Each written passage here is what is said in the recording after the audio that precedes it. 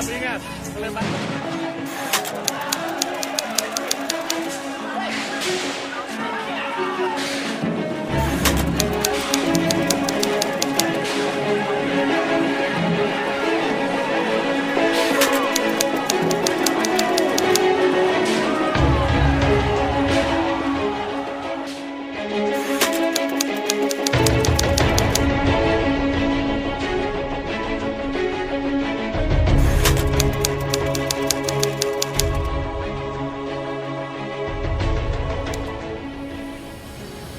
Indonesia beragam budaya seni.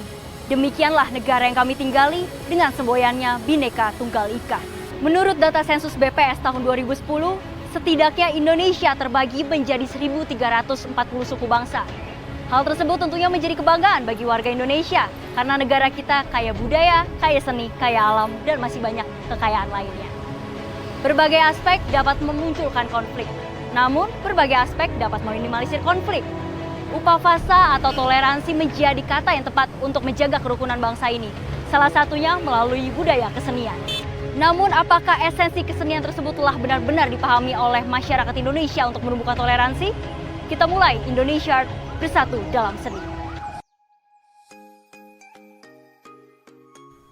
Kesenian banyak ragamnya. Salah satunya Saung Angklung Ujo yang telah berdiri mendukung kesenian asal Bandung, Provinsi Jawa Barat, Indonesia. Berbagai pertunjukan demonstrasi seperti wayang golek, upacara helaran, seni tradisional, hingga edukasi angklung juga ada di sini. Kehadiran tempat ini berawal dari kecintaan almarhum Ujo Ngalangena dan sang istri almarhumah Sumiati terhadap kesenian tradisional, tepatnya di tahun 1964. Keahlian memainkan angklung lalu diajarkan pada 10 putra dan putri mereka. Perlahan tetangga sekitar rumah mengetahui hal ini dan ikut belajar dengan mengajak anak-anaknya. Sejumlah kerabat keluarga Ujo pun ikut serta belajar. Tempat ini pun kian berkembang dan melebarkan sayap dengan memproduksi ribuan angklung. Awalnya kita rumah biasa ya, dan pertunjukannya buat sebulan sekali juga enggak gitu kan. Akhirnya mulai sering otomatis menjadi sebuah perkumpulan, sebuah sanggar. Sebuah sanggar. Ya. Jadi anak-anak yang latih itu biasanya siapa aja tuh Pak? Anak-anak kecil juga. Oh, di sini ada polanya seperti indung, seperti ngasuh. Oke. Jadi mereka pemain lama, kemudian ada adiknya gitu. Kemudian malah jadi ada anaknya, turun-temurunnya seperti itu. Sangat alamiah sekali. Sangat alamiah ya. Jadi ya. Yang awal belajar udah profesional, udah ya. Itu terus mengajari lagi yang kecil jadi regenerasi. Dan itu tidak terlalu sulit, itu relatif sangat mudah. Misalkan begini, misalkan kalau tadi ada pertunjukan pagi-pagi, nah di situ ada anak-anak kecil, nah itu biasanya kakak-kakaknya, ibunya nonton, ibunya bawa adiknya yang lebih kecil lagi, atau ibunya sedang hamil juga. Terus tertarik, ikut lagi diajar. Ikut lagi, karena akhirnya adik kecil yang nonton itu ketika masuk ke area lapangan performance dia sudah bisa tampil langsung gitu. Wah, iya. Langsung karena cinta pandangan pertama. Iya, karena terbiasa melihat, terbiasa mendengar, sehingga itu sudah menjadi doktrin yang bagus.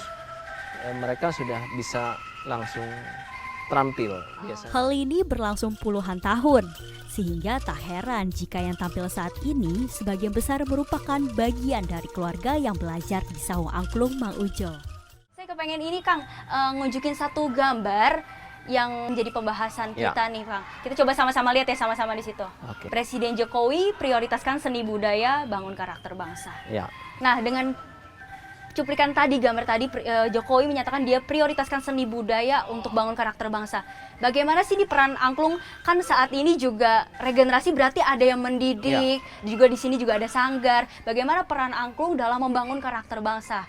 Ya, jadi sebetulnya betul sekali dan saya sangat bahagia dengan statement itu ya, karena memang Indonesia ini sekarang hampir saja kehilangan karakter diri ini, yang beragam budaya gitu. Jadi mereka hampir semua diseragamkan.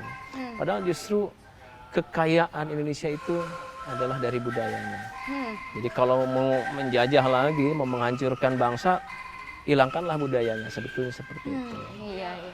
Jadi misalkan karakter bangsa di kami sendiri, di Angklung, di Sunda itu luar biasa. Kami punya istilah Somaya Hade Kasema. Apa Jadi tuh artinya? Somaya Hade Kasema itu kita benar-benar menghormati tamu gitu. Menghormati tamu. Dan Oke. kita lebih akrab, kemudian juga kita tadi sopan santunnya itu tinggi sekali di orang Sunda, itu yang harus kita pelihara. Jadi dengan angklung ini kita juga otomatis arah-arahnya ke sana. Seperti misalkan begini, angklung itu disahkan oleh UNESCO itu karena angklung harus hidup dan menghidupi. Angklung juga filosofi 5M. Mudah, murah, mendidik, menarik, massal. Mudah, Murah, murah, mendidik, mendidik, menarik, menarik, massal. massal. Nah, di situ sehingga kan dengan massalnya itu adalah gotong royong. Gotong royong. Wah, dari situ aja udah ada nilai-nilainya ya. Betul. Nilai dasar yang harus ditanamkan tuh ya kalau gotong Betul. royong. Dengan bermain angklung kita akan dilatih disiplin. Disiplin. Kita dilatih menghormati satu sama lainnya. Oke. Kapan bagian kita harus membunyikan angklung, kapan kita harus berhenti gitu, dan masing-masing biasanya pegang satu angklung. Jadi mereka saling ketergantungan, mereka saling memiliki. Sepintas memainkan angklung memang sederhana, namun makna-makna yang mengalir dalam harmoni nada alat musik ini mampu menanamkan nilai-nilai positif dalam diri pemain dan pendengarnya. Oke pemirsa, jangan kemana-mana, tetap di Indonesia Art Bersatu Dalam Seni.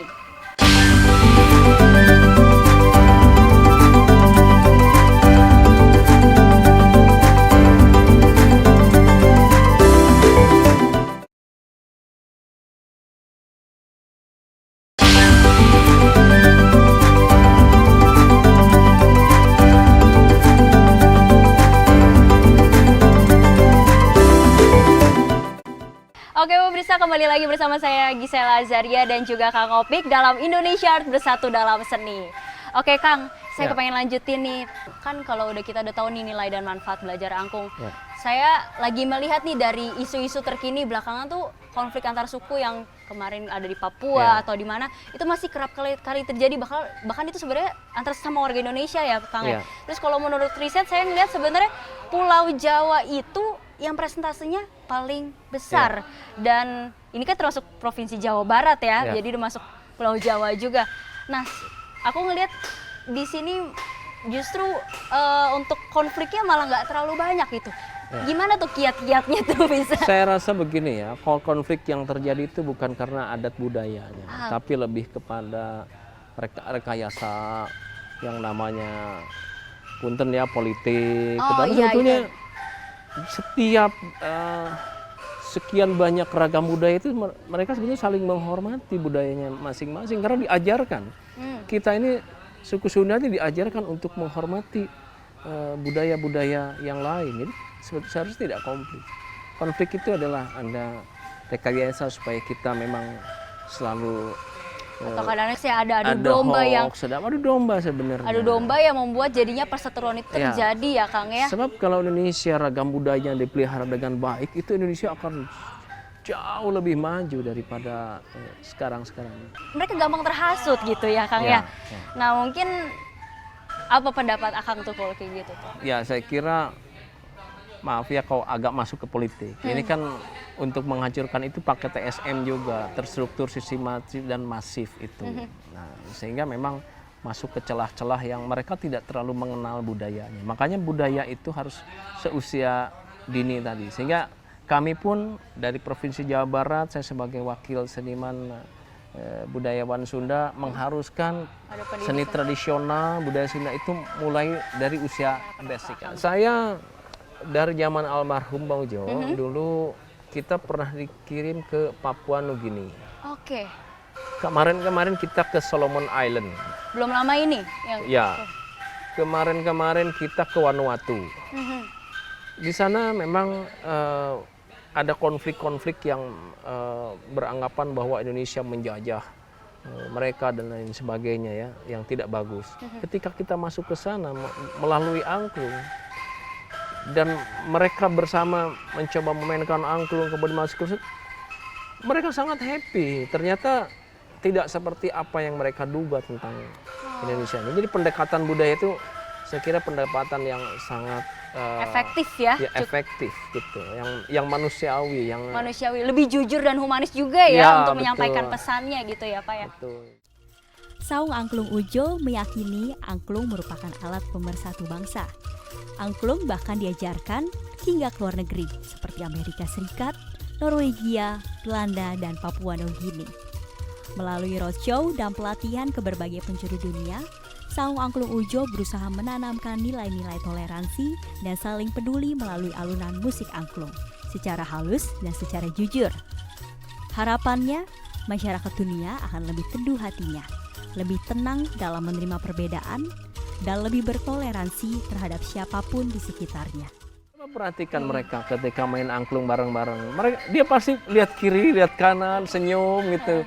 Kapan bagian ini main? Kapan bagian ini main? Ini bagian itu. Jadi happy gitu ya, bersama-sama mencapai harmoni dengan happy.